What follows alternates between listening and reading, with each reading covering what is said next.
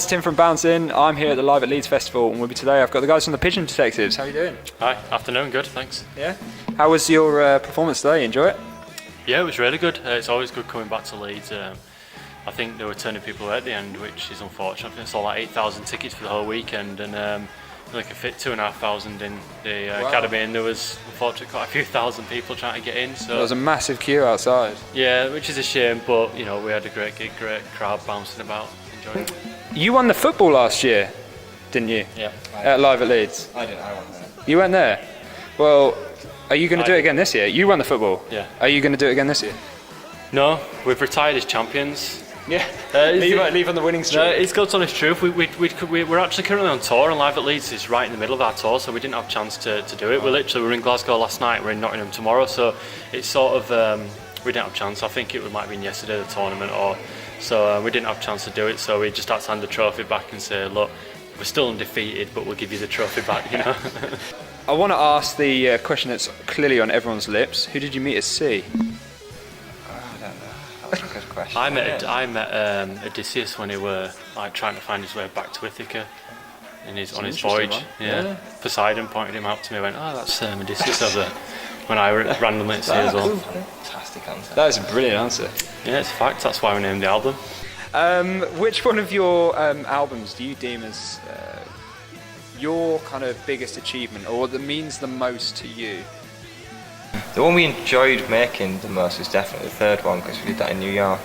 Right. So I guess from the point of view of like which we have the fondest memories of making, it's definitely that one. Yeah. But then our favourite one's always the last one we made. Yeah. So What's the reception like for the Pigeon Detectives in likes of Europe and everywhere else? we do really well in like Holland and Germany. Did well in Japan, didn't we? We've not been there in a while there. Like places like Spain and Italy aren't as good for us. Just places that speak English, like where they've got a good grasp of English, we always seem to do well. What about America?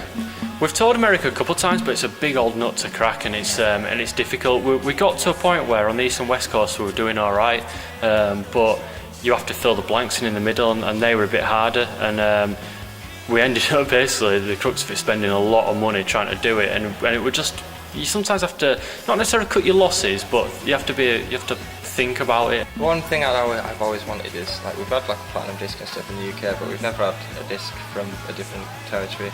You know, so even I don't have to be platinum one either. It's like silver or gold from.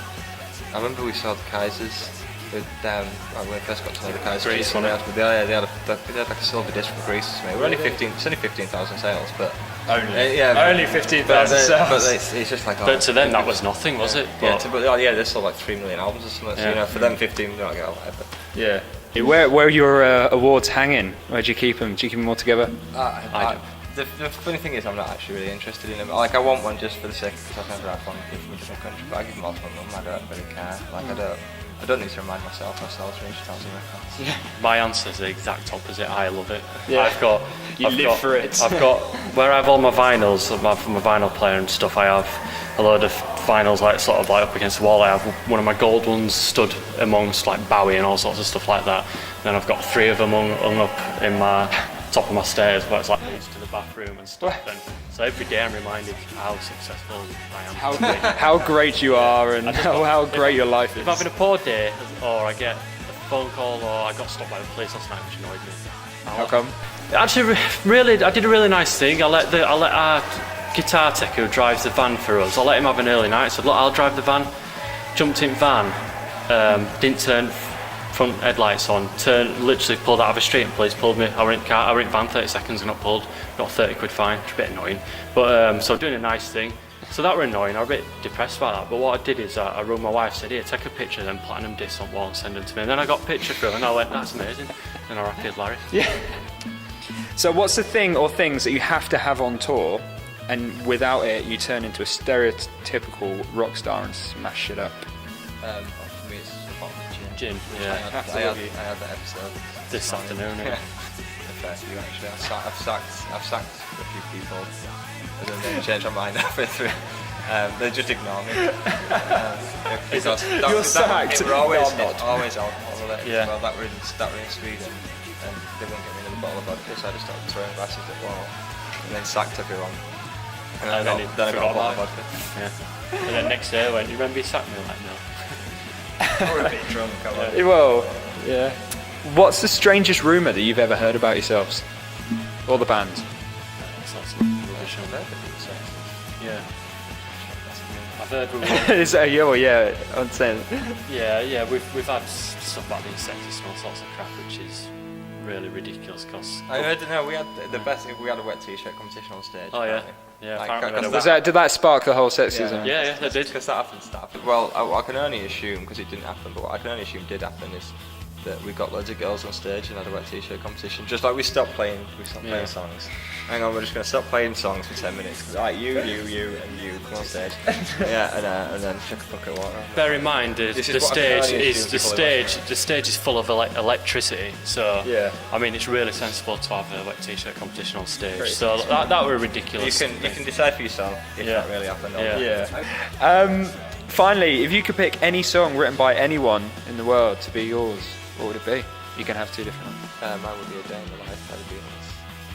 Very good answer. Probably Hallelujah, Leonard Cohen. It's a great tune. I thought his version was good. Roots where I did a good cover of it. Jeff Buckley, amazing cover of it. That person on X Factor, not so great, but you know. But Was it? I think it was Alexandra Burke, I think. But no, I think it's a great song. Leonard Cohen's really talented. So Jeff Buckley, that recording of it's unbelievable. And I've heard the recording of it. He did it in one take, and producers were blown away by it. And that's true. It is. I love playing that album. That's one of my favourite albums anyway. That song. Fantastic. Yeah. Well, guys, thank you very much. Best of luck with the rest of the day. Cheers. Cheers, Cheers, guys. Hi, we are the Pigeon Detectives, and you are watching SIN TV.